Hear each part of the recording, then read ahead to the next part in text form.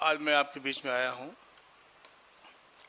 कल हम लोग गाजीपुर जाने के लिए यहाँ से निकले थे और जो कुछ भी श्री राजेंद्र गौतम जी ने बताया है, जय लल्लू जी ने बताया है, उसके साथ में संबद्ध करते हुए मैं आपको ये अवगत कराना चाहता हूँ कि जब अधिकारियों ने हम लोगों को डिटेन किया एयरपोर्ट पर, तो हम लोगों ने उनसे पूछा आखिर कारण क्या है, कौन सी बात है कि आप लोगों ने हम लोगों को, जो कि जाने माने लोग हैं, उनको रोकने का काम क्या है, क्या दिक्कत हो रही है आप लोगों को। आपका काम तो अपराधियों को बंद करना है, आपका काम तो जस्टिस को फैसिलिटेट करना है, तो आप वो काम नहीं कर पा रहे हो। वो क्या चीज़ है जो आप लोगों को पंगु बना रही है? जो शक्तियां आपको मिली हुई हैं, उन शक्तियों का इस्तेमाल करने से आपको रोक रही है, वो क्या चीज़ है? और क्यों ऐसी घटनाएं घट रही हैं जिसके कारण उत्तर प्रदेश का चेहरा काला हो रहा है?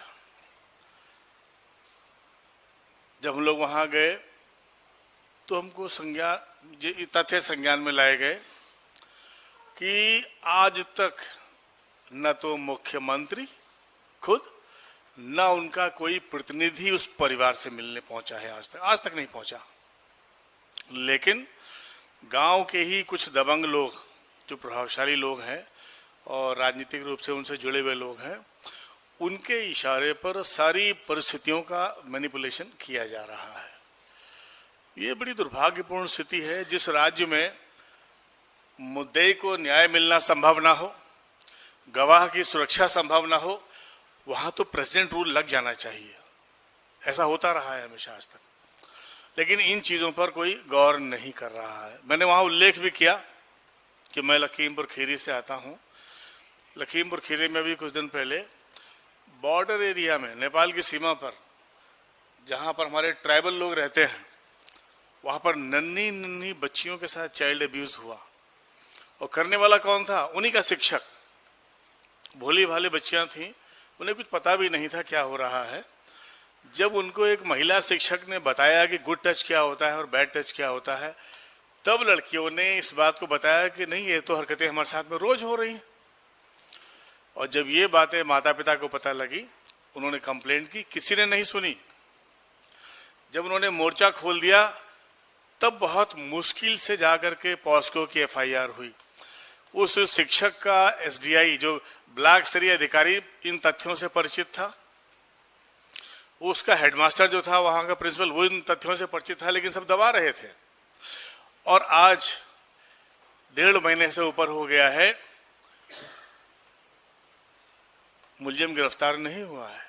और सबसे महत्वपूर्ण बात यह है कि इस दरमियान वहां पर उत्तर प्रदेश के स्वनामधन्य मुख्यमंत्री जी वहां दौरा करके भी आ चुके हैं। सारे अधिकारी, सारी टीमें वहां मौजूद रही हैं। कप्तान भी महिला थी और डीएम भी महिला थी, 2 बार वहां गई, लेकिन आज तक उन बच्चियों को इंसाफ नहीं मिल पाया। सामान्य साथियों, मैं आपको अवगत कराना चाहता हूं कि मैं संसद में भी इस बात का उल्लेख कर चुका हूं। 2019-20 में थॉमसन राइटर्स फाउंडेशन इंग्लैंड में है, उसने इस बात की उद्घोषणा की थी कि भारतवर्ष महिलाओं के लिए धरती पर सबसे ज्यादा असुरक्षित देश है। 2020 की बात है ये। और जब इस बात का उल्लेख हम लोगों ने संसद में किया, और कई सांसदों ने और भी अपना उसमें उल्लेख प्रकट किया, तो स्पीकर ने सीधे सीधे कहा कि हम इस रिपोर्ट को मान्यता नहीं देते। सरकार उस पर कुछ नहीं बोली। सवाल यह है कि पूरी दुनिया में जो भारत का चेहरा काला हो रहा है, भारतीयों को एक अमानवीय व्यक्ति के तौर पर प्रस्तुत किया जा रहा है, क्या वो झूठ है या वो सच है? और अगर वो सच है तो वो संसद में चर्चा का विषय कब बनेगा? वो सच है तो हिंदुस्तान की बेटियों को, जिनके लिए बार बार कहा जा रहा है कि बेटी बचाओ बेटी पढ़ाओ, उनके साथ में साल भर में, जैसा कि अभी गौतम जी ने बताया, कि 65,000 से भी ज्यादा मामले दर्ज हुए हैं जो महिला उत्पीड़न के या महिला एट्रोसिटीज के मामले थे। मुझे लगता है समथिंग इज वेरी सीरियस। ये जो बीजेपी का जो विचार दर्शन है, इसने हिंदुस्तान के सारे विमर्श को अतीत की ओर मोड़ दिया है।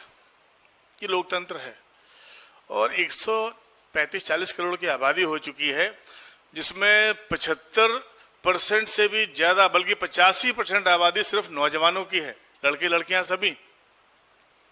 तो इस देश के जो भी विमर्श हैं उनकी दिशा भविष्य होनी चाहिए।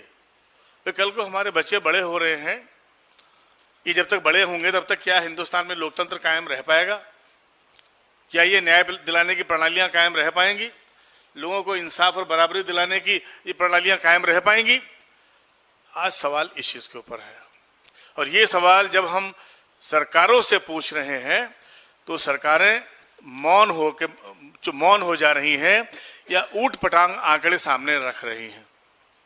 आज हम पत्रकार बंधुओं के माध्यम से ये सवाल हिंदुस्तान की हुकूमतों के सामने और जनता के सामने भी रखना चाहते हैं कि जिन परिस्थितियों में आज हमारी बेटियां, हमारी लड़कियां बढ़ रही हैं, आगे बढ़ रही हैं, आने वाले कल में क्या ये हिंदुस्तान उनके लायक रह पाएगा या यहाँ भी मध्ययुगीन मानसिकता के लोग, जो लोग मध्य युग में जीते थे और काम करते थे, वो लोग वही दुर्दशा करेंगे लोगों की, गरीबों की, लाचारों की, मजबूरों की और महिलाओं की, जो हमेशा से करते आ रहे हैं। सरकारों को इस बात का जवाब देना चाहिए और हिंदुस्तान की जनता को उनसे सवाल करना चाहिए। मैं अपने सभी साथियों के साथ संबद्ध करते हुए ये कहना चाहता हूं कि जो वर्तमान हिंदुत्व है, जिसकी सबसे पहली शिकार हमारी बेटियां हो रही हैं, पिछड़ी जात के लोग हो रहे हैं, लाचार कमजोर हो रहे हैं, सामंती मानसिकता को बढ़ाने का काम किया जा रहा है। तो लोकतंत्र और सामंती मानसिकता दोनों साथ साथ कैसे चल पाएंगी, इस बात का हमको जवाब चाहिए। मुझे आशा है कि आप लोगों के सहयोग से ये जवाब सरकार देगी। धन्यवाद।